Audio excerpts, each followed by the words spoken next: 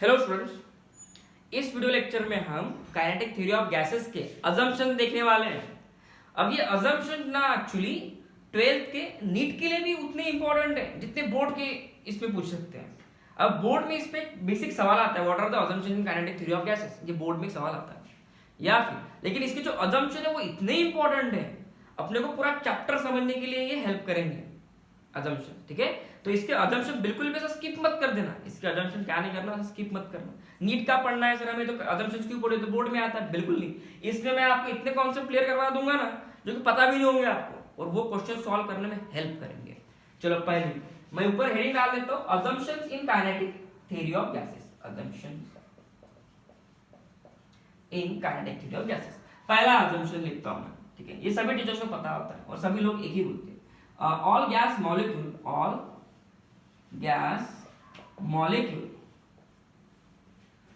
are in random motion।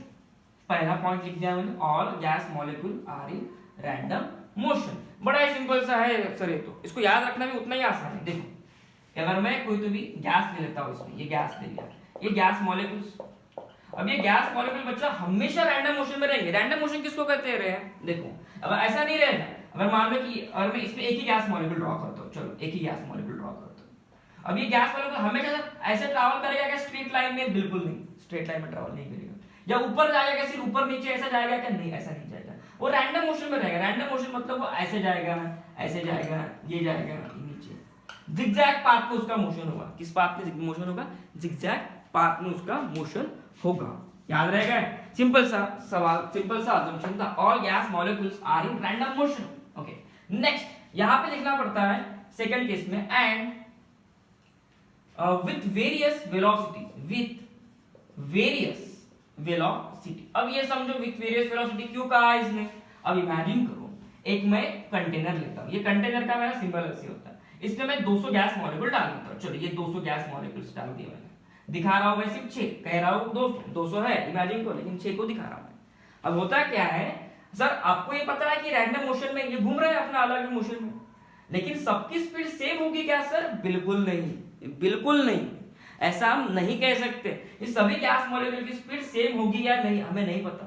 मान लो कि अगर 50 मीटर पर सेकंड से जा रहा होगा तो ये 200 मीटर पर सेकंड की स्पीड से भी जा सकता है।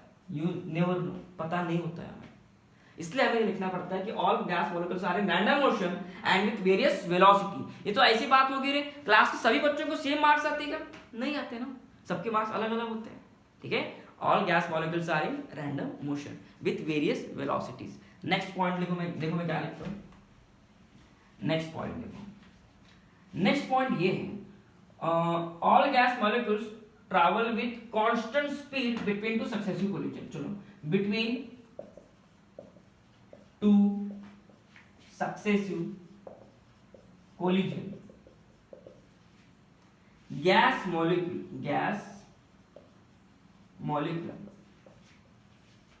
Travel with constant speed. इसका क्या मतलब है पहले ये समझो सर। अभी आप कह रहे थे कि स्पीड अलग अलग होती है, अब ये कह रहे हैं कांस्टेंट स्पीड है, नहीं समझो। अब मान लो अब तुम्हारा गैस मॉलिक्यूल है, गैस मॉलिक्यूल, ठीक है। अब इमेजिन करो ये ऐसे ऊपर जाते जाते जाते जाते इसको टकराया, ये वॉल को टकराया। सर इसमें बाकी के गैस मॉलिक्यूल्स भी रहेंगे ना, रहेंगे। मैं उनके बीच में आप कोलिजन अभी तक इमेजिन नहीं करने को बोल रहा हूँ, उनके बीच में उसको कहते हैं इंटरमॉलिक्यूलर कोलिजन, दो गैस मॉलिक्यूल के बीच में कोलिजन, उसको हम इग्नोर करते हैं अजम्पशन में, बताऊंगा आएगा वो, इसलिए पहले क्लियर कर दे रहा हूँ मैं, तुम डाउट लेके आते हो मेरे पास। सर देखो अभी गैस मॉलिक्यूल तुम्हारा इधर सीधा सीधा जा रहा था, ठीक है, अभी इसको टकराया, किसको टकराया, वॉल को टकराया। अब इसकी डायरेक्शन चेंज होगी, चलो ये ऐसे टकराया, ऊपर भी टकराया, ठीक है। अब ये रहा उसका पहला कोलिजन, पहली बार वो यहाँ पे टकराया, फर्स्ट कोलिजन, ऐसा लिखता हूँ मैं, first collision with walls of container, with walls of container. ये दूसरा कोलिजन, ये सेकंड कोलिजन। अब इन दो कोलिजन के बीच में देखो, ये दो कोलिजन के बीच में, ये दो कोलिजन के बीच में देखो इसने ये डिस्टेंस कवर किया इतना, इसको कहते हैं फ्री पाथ, इसको कहते हैं फ्री पाथ, ठीक है, distance between two collision, free path. अब ये जो डिस्टेंस रहेगा फर्स्ट कोलिजन और सेकंड कोलिजन के बीच में, इसकी स्पीड फर्स्ट कोलिजन और सेकंड कोलिजन के बीच में ये जो पार्टिकल यहाँ से यहाँ ऐसे जाएगा, तब उसकी स्पीड कांस्टेंट रहेंगे बच्चों, तब वो स्पीड नहीं बढ़ाएगा ना ही कम करेगा। वो कोई मोटरसाइकिल नहीं है, एक बार टकरा के तो स्पीड अपनी कम ज्यादा होगी, नहीं, डायरेक्शन बदलेगी। लेकिन यहां से चोट खाने के बाद वो तुम्हारा गैस मॉलिक्यूल अभी भी कांस्टेंट स्पीड से जाएगा। कांस्टेंट स्पीड से मतलब यहाँ पे उसकी स्पीड अगर 20 मीटर पर सेकंड है, 20 20 20 20, बिल्कुल स्लो डाउन नहीं होगा, ना ही वो एक्सेलरेट होगा, कुछ भी नहीं होगा उसके साथ, उसकी स्पीड कांस्टेंट रहेगी और वो हमेशा स्ट्रेट लाइन में ट्रैवल करेगा, हमेशा स्ट्रेट लाइन में ट्रैवल करेगा बिटवीन टू कोलिजन्स, देखो between two successive collision gas molecule travels with constant speed and in a straight line, यहाँ पे एडिशनल पॉइंट जोड़ सकते हो, and in straight line। बिल्कुल तुम्हारा गैस मॉलिक्यूल ऐसे नहीं जाएगा, ये ऐसे नहीं जाएगा सांप की तरह, बिल्कुल नहीं जाएगा, इसको ये ऐसा मोशन नहीं होता है गैस मॉलिक्यूल का मोशन ऐसे होता है स्ट्रेट लाइन में, फिर वो कैसे भी हो सकता है ऐसे डाउनवर्ड अपवर्ड, लेकिन वो ऐसे नहीं जाएगा, ये ऐसे नहीं जाएगा गैस मॉलिक्यूल, सांप नहीं है वो। थर्ड असम्पशन पे आते हैं। थर्ड असम्पशन ये सबसे इंपॉर्टेंट असम्पशन है और ये यहाँ पे फेल होते हैं बाकी टीचर्स। देखो अभी there is no intermolecular interaction, there is no intermolecular interaction. इसका क्या मतलब है सर? अब ये सेंटेंस को समझो, ये सेंटेंस बहुत इंपॉर्टेंट है। There is no intermolecular interaction का मीनिंग क्या होता है बच्चों? मान लो कि तुम्हारा यहाँ पे कोई गैस मॉलिक्यूल है, ये दूसरा गैस मॉलिक्यूल है, ये सीधा जा रहा है, इमेजिन करो कि स्ट्रेट जा रहा था ऐसे, ठीक, ये वॉल को टकराने वाला है, ये गैस मॉलिक्यूल ना ऐसे ये डायरेक्शन में जा रहा है, इमेजिन करो ये ऐसे जा रहा है, ये उल्टा डायरेक्शन में जा रहा है। अब एक समय के बाद ये नजदीक आएंगे, देखो ये यहाँ पे आ जाएगा, कुछ समय के बाद ये यहाँ पे आ जाएगा। अब ये गैस मॉलिक्यूल बिल्कुल इंटरैक्ट नहीं होती मतलब ना ये पहला गैस मॉलिक्यूल इस दूसरे गैस मॉलिक्यूल को अट्रैक्ट करेगा, कुछ इंटरैक्शन नहीं है, कुछ लेना देना नहीं है। इंटरैक्शन नहीं रहना मतलब क्या? इमेजिन करो कि तुम ऐसे क्लास में बैठो, तुम्हारे बाजू में कोई लड़का बैठा है बेंच पे और तुम बैठे हो, तुम्हें उससे कुछ फर्क ही नहीं गिर रहा, तुम उससे बिल्कुल बात नहीं कर रहे हो, बिल्कुल नहीं, तुम तुम्हारा काम कर रहे हो, ये हो गया इंटरमॉलिक्यूलर इंटरैक्शन। आएगा ध्यान में, ये इंटरमॉलिक्यूलर इंटरैक्शन क्या हुआ है यहाँ पे? जीरो, बिल्कुल नहीं। वहां पे तुम्हारे बाजू में एकदम कोई सुंदर लड़की खड़ी कर दो, कुछ फर्क नहीं गिर रहा तुम्हें, तो यहाँ पे क्या बोलोगे तुम लोग? There is no intermolecular interaction, बिल्कुल इंटरैक्शन नहीं है सर। कोई भी किसको भी रख दो यहाँ बाजू में, मैं बात नहीं करूंगा, धीट हूं मैं, तुम बिल्कुल इंटरैक्शन नहीं कर रहे हो। अब जब भी याद रखना, हमेशा याद रखना एक चीज को, जब भी दो बॉडीज के बीच में इंटरैक्शन फोर्स नहीं है, बच्चों वहां पे पोटेंशियल एनर्जी जीरो हो जाती है। क्या कहा मैंने? जब भी दो बॉडीज के बीच में इंटरैक्शन फोर्स नहीं है तो वहां पे पोटेंशियल एनर्जी क्या होती है? जीरो हो जाती है। ये पॉइंट को देखो, अब मैं क्या कहता हूँ, अब तुम्हारी पोटेंशियल एनर्जी होती है ना, वो mgh नहीं होती है।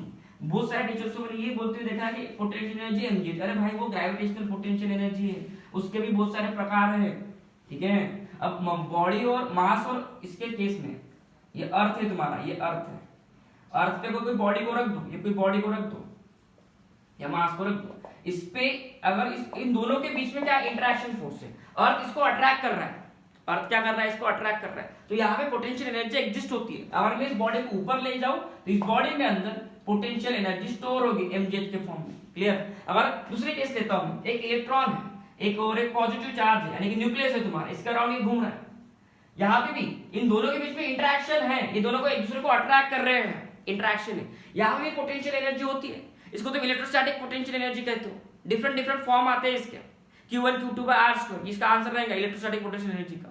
तो पोटेंशियल एनर्जी हर एक जगह अलग अलग है और पोटेंशियल एनर्जी डिपेंड करती है बच्चा, जब दो बॉडीज एक दूसरे को अट्रैक्ट करें या इंटरैक्ट करें तब वहां पोटेंशियल एनर्जी एग्जिस्ट होती है। लेकिन तुम्हारे गैस मॉलिक्यूल के केस में एक गैस मॉलिक्यूल तुम्हारा ऐसे जा रहा है रैंडम मोशन में, दूसरा गैस मॉलिक्यूल रैंडम मोशन कर रहा है, लेकिन ये एक दूसरे को अट्रैक्ट नहीं कर रहे, इंटरैक्ट नहीं कर रहे, तो यहाँ पे पोटेंशियल एनर्जी का कॉन्सेप्ट ही नहीं आता, इसलिए ये लिखना पड़ता है। इसलिए अब ये इंपॉर्टेंट है, नीट पे इस पे सवाल आते हैं कि पोटेंशियल एनर्जी क्यों नहीं होती काइनेटिक गैसेस मॉलिक्यूलर केस में, क्योंकि वो वाले केसेस में उन दोनों दो गैस मॉलिक्यूल के बीच में इंटरेक्शन नहीं होता। That's why potential energy of gas molecule is what रे? जीरो। तो उनके पास कौन सी एनर्जी होती है सर? सिंपल है, आप ही बताओ मुझे। अगर गैस मॉलिक्यूल यहाँ पे, इसके पास कुछ ना कुछ मास होगा ना m, इसके पास कुछ ना कुछ वेलोसिटी होगी ना v, अब ये डायरेक्शन में आ रहा है, इसके पास कौन सी एनर्जी होंगी? वेलोसिटी मतलब कौन सी एनर्जी होंगी? Kinetic energy, simple, kinetic energy होंगी उसके पास। हाँ पे मिस कर आएगा ध्यान में, सिर्फ काइनेटिक एनर्जी होंगी, गैस मॉलिक्यूल के पास पोटेंशियल एनर्जी बिल्कुल नहीं होंगी। इसलिए हम ऐसा सेंटेंस लिखते हैं अब यहाँ पे। अब देखो हर किताबों में क्या लिखा होता है, total internal energy, total internal energy, total internal energy of gas molecule is equals to sum of kinetic energy only, no potential energy is there. clear? चलो नेक्स्ट, ये हो गया इंपॉर्टेंट पॉइंट, ये सबसे इंपॉर्टेंट पॉइंट है इसका। बाकी points याद रखना तो बहुत आसान है, उसमें जरा डिफिकल्ट नहीं है। अब फोर्थ इंपॉर्टेंट पॉइंट देखो, इस पे सवाल कैसे बनते हैं। There is no intermolecular collision, there is no intermolecular collision. Sir आप ये कैसे कह सकते हो, और ये पॉइंट सबसे इंपॉर्टेंट रहने वाला है। देखो अभी, इसलिए बड़े बड़े आप किताबों में जाके देखो। अब जरा देखो, यहाँ पे मान लो कि गैस मॉलिक्यूल है, यहाँ पे दूसरा गैस मॉलिक्यूल है। मेरा कहने का मतलब ये इस सेंटेंस का कि ये गैस मॉलिक्यूल इस गैस मॉलिक्यूल को बिल्कुल कोलाइड नहीं होगा, बिल्कुल कोलाइड नहीं होगा। मतलब ये गैस मॉलिक्यूल ऐसे जा रहा है, बिल्कुल इसको टकराएगा नहीं। ये पॉसिबल कैसे है? गैस मॉलिक्यूल तो इनफाइनाइट होते हैं। अगर मैं एक मोल गैस भी ले लूं तो उसमें 16 × 10⁻23 करोड़ों में, बिलियन ट्रिलियन में नंबर चला जा रहा है। वो तो इतने गैस मॉलिक्यूल, और कैसे कह सकते हो आपकी दो गैस मॉलिक्यूल एक दूसरे को कोलाइड नहीं होंगे? कैसे कह सकते हो आप? अब यहाँ पे हमें एक सेंटेंस पुट करना पड़ता है। अब जरा देखो, ये तभी पॉसिबल है बेटा, तभी पॉसिबल है जब आप गैस को हाई टेम्परेचर पे रखोगे और लो प्रेशर पे रखोगे, तभी पॉसिबल है। सर ऐसा क्यों? ऐसा करने से क्या होगा? अब मुझे बताओ। अगर मैं नहीं चाहता कि दो गैस मॉलिक्यूल एक दूसरे से टकराए, इंटरैक्ट होना अलग चीज है। इंटरैक्ट होना क्या होता है? दूसरे को अट्रैक्ट करना, नहीं वो नहीं कह रहा मैं। कोलिजन, अच्छा जा रहा है एक गैस मॉलिक्यूल, दूसरा गैस मॉलिक्यूल जा रहा है, टकरा गया, ये तो हो सकता है ना, पॉसिबल है। अगर ना हो तो तुम क्या करोगे? अब जरा देखो, अब मैं मान लो कि दो गैस मॉलिक्यूल है, नजदीक नजदीक है, टकराने के चांसेस ज्यादा है इनके। अगर मैं किसी तरीके से इनको दूर दूर कर पाऊं, सेपरेट कर पाऊं, तो मेरा काम बन जाएगा। इमेजिन करो, एक रूम है, ये रूम में अगर मैं 100 गैस मॉलिक्यूल डाल दूं तो उनके टकराने के चांसेस हैं। लेकिन मैं इन गैस मॉलिक्यूल को ना, ये 100 गैस मॉलिक्यूल को, एक प्लेग्राउंड है मेरे पास, प्लेग्राउंड, वहां पे ऐसा छोड़ दूं। प्लेग्राउंड कितना बड़ा होता है? स्टेडियम को इमेजिन करो कितना बड़ा होता है। वहां पे मेरे सिर्फ 100 गैस मॉलिक्यूल्स हैं। कितने गैस मॉलिक्यूल? सिर्फ 100 गैस मॉलिक्यूल्स हैं। अब आप मुझे बताओ, वो 100 गैस मॉलिक्यूल इतने बड़े स्टेडियम में और घूमेंगे, उनके टकराने के चांसेस कितने कम हो जाएंगे? बहुत कम, बहुत कम। ये कैसे करोगे तुम?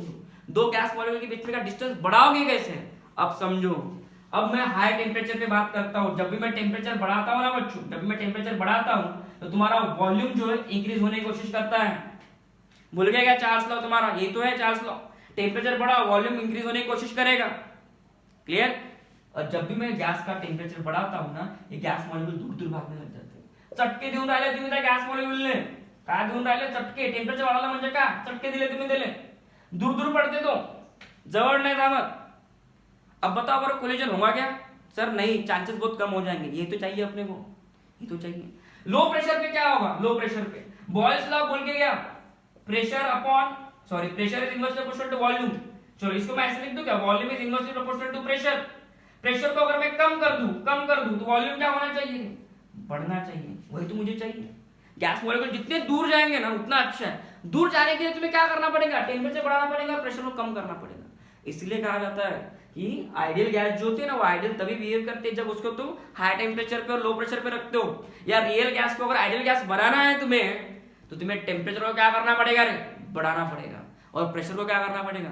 कम करना पड़ेगा, तभी पॉसिबल है ये। क्लियर? चलो नेक्स्ट, ये इस पे एमसीक्यू पूछते हैं बेटा। हाई टेम्परेचर और लो प्रेशर हमेशा याद रखना, आइडियल गैस का behaviour. Next fifth, gravity, effect of gravity can be ignore. Effect of gravity can be ignore, आप इसको इग्नोर कर सकते हो। ठीक है? चलो next 6 point, all gas molecule